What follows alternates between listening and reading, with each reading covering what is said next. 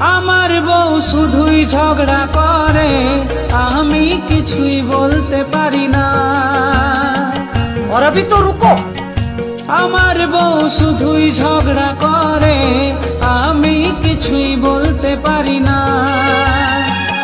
প্রতিদিন গালি দেয় আমায়, আমি কিছুই বলতে পারি না। কান ধরে উঠবো আমি করি, খাবার খাওয়ার বাসন গুলা আমায় ধুতে হয়।